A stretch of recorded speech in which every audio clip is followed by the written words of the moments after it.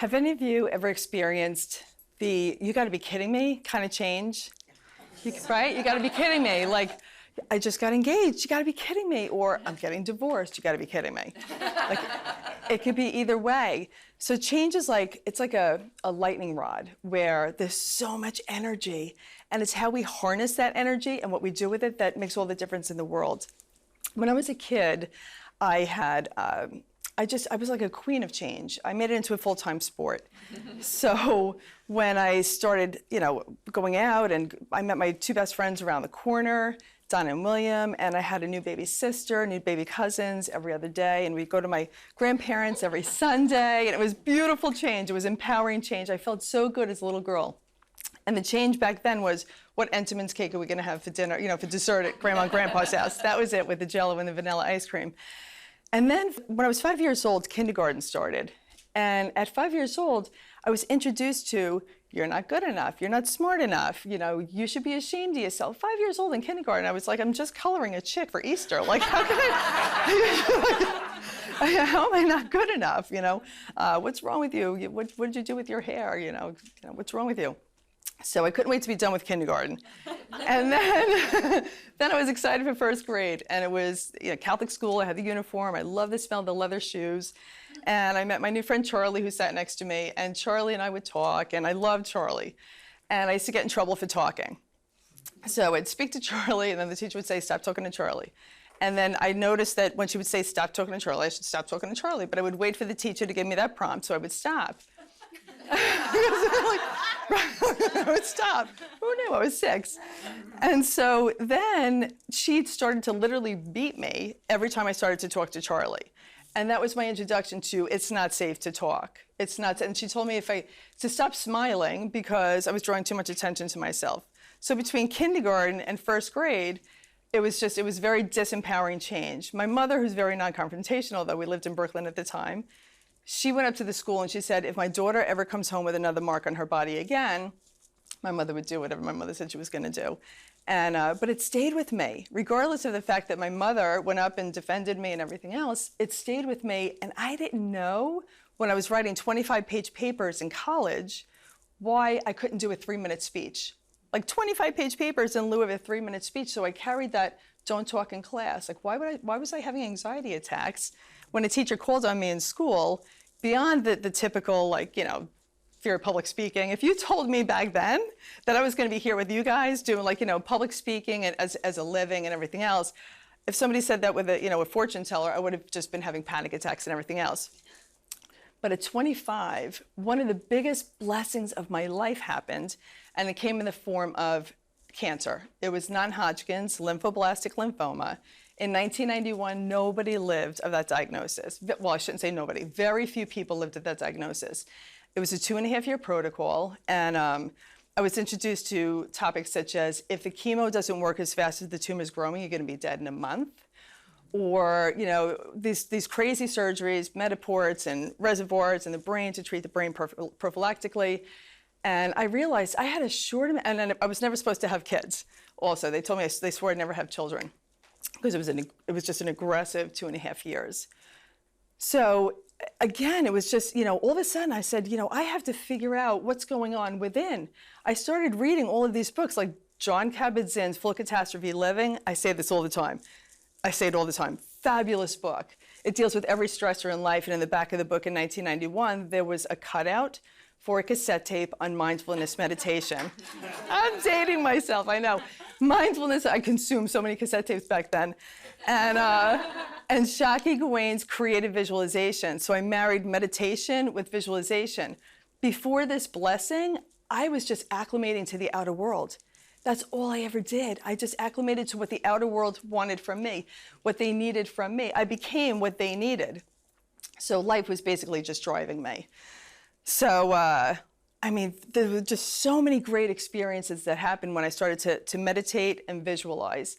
So through this blessing, everything that I learned in 1991, I was able to carry with me through life. 22 years later, I went through a tumultuous divorce, and it was shocking. And I was, again, my identity was thrown into question. My future was thrown into question. It was exactly like the cancer diagnosis. And there was one day I was on my back, literally in the fetal position on top of a pile of laundry. And I was like, oh my God, I have no idea where these vents go. I've been in this house for 20 years, and now I'm fully responsible for this house. And the 3 kids, miracle kids, that are upstairs, the doctor swore would never happen. And they were only 10, 11, and 15 when it started. And I'm like, what am I gonna do? And then one day I just shed my last tear, and I said, you have to do what you learned with the cancer. You have to go back and start meditating within the first 17 seconds of waking up, visualize, and do exactly what you did with the cancer. And now that was final in 2016. I've never been happier, healthier, wealthier today than I've ever been. So it was just so empowering. And I grew my business. I'm over 50. Over 50, I grew my business in a year and a half to 6 figures. And if I could do what I'm about to talk about with you guys, if I could do it, you could do it. You all can do it. So what I'd love to speak about is what came from, I now have 2 #1 bestsellers. This month was just extraordinary. Like, the blessings just keep coming. And it's all mindset. It's like when you have your mindset right, everything falls into place. So I'm going to speak about 3 principles that I talk about in my book, Work Love, which I absolutely love. And it's about bringing love back into the world, specifically the workplace, because so many people are just disheveled and displaced. And you want to hear about the 3 principles that carried me through all that? Okay, good. I'm excited. Okay. So the 3 things are embrace, acknowledge, celebrate. Embrace, acknowledge, celebrate. So important. So the first thing that I began to do was embrace my diagnosis. I went from, no, you guys are wrong, take another biopsy, do another MRI, you're wrong. Only old people get cancer. It was 1991. I didn't know anybody in my demographic that had cancer. And I saw the commercials for St. Jude's, but again, it wasn't within my, I thought that was like in another world kind of a thing. But nobody 25, there was nobody my age. So I decided I had to embrace what was going on, because fighting it, denying it was not working for me. And so when I began to embrace it, and then, you become more aware of what's going on. And awareness is huge, awareness is key. So I treated it like a new best friend. I accept you, you're here for a reason, thank you for showing up. I've learned so much. I'm now getting to know the whole inner world, and it's so powerful what goes on within. I started to learn about the depth of my courage, the depth of my faith. And it's when you tap into this, it's bottomless.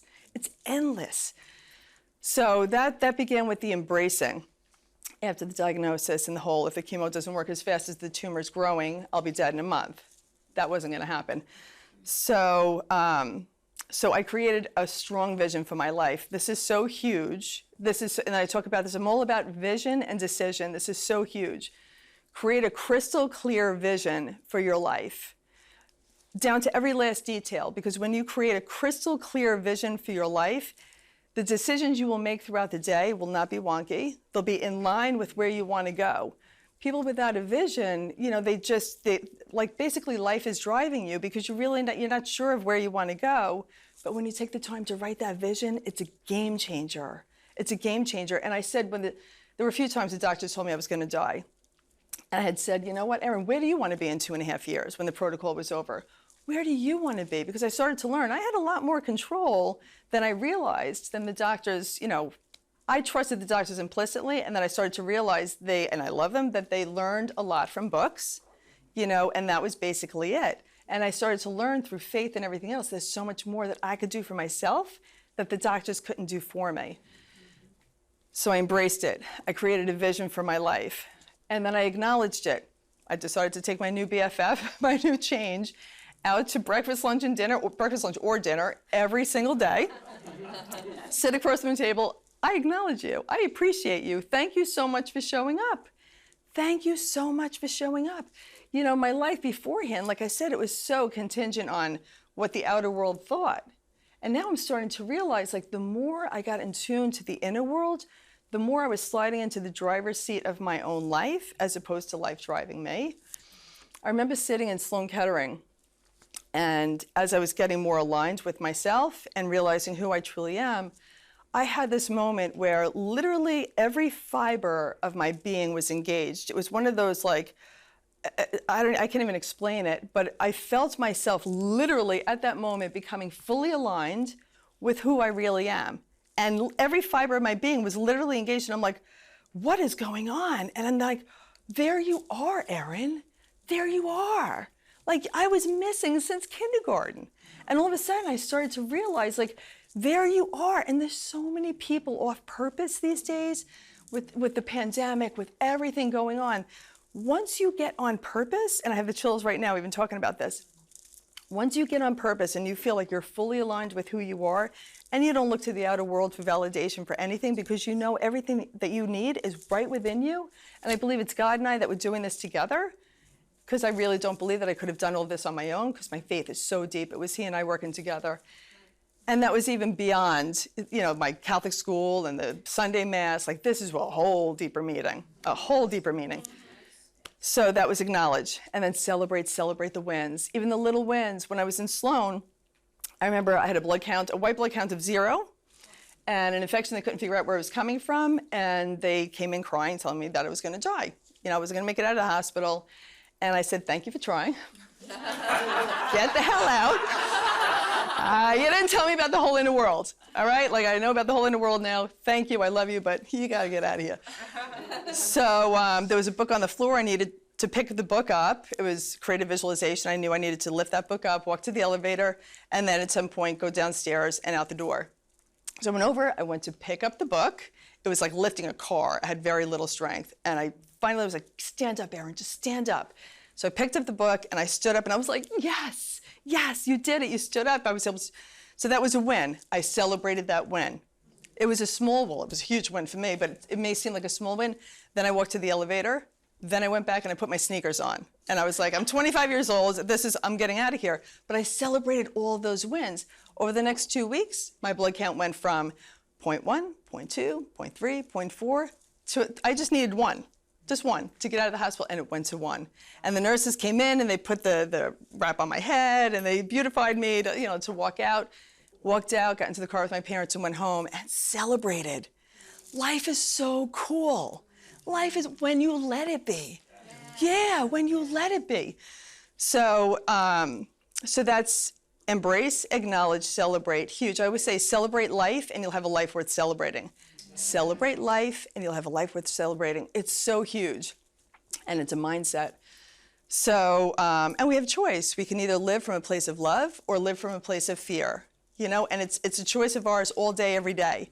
So when you live from a place of love, which is abundance and acceptance and just beautiful, beautiful things, beautiful people, places, and things come to you. You know, when you live from a place of fear and the fear, lack, and scarcity and the anger and the resentment, all that kind of, you know, negative things, people, places, and things will come to you. So it's important to try to stay intentional about the thoughts coming into your head and stay intentional about making decisions from a place of love, because then you're making decisions from a place of clarity as opposed to chaos.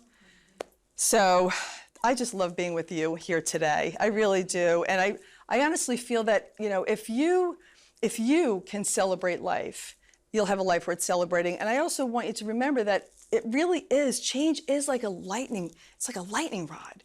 It's energy that's coming in, tremendous energy that's coming in. It's up to every single one of us of what we're gonna do with that energy.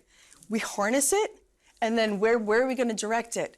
Direct it in the direction of your dreams. In the direction of your dreams. Because, you know, I honestly feel like I am the embodiment of change. You know, because I learned that the whole outer world is a reflection of the inner world. And that goes for all of us. I'm Erin Lay. Have a magnificent day.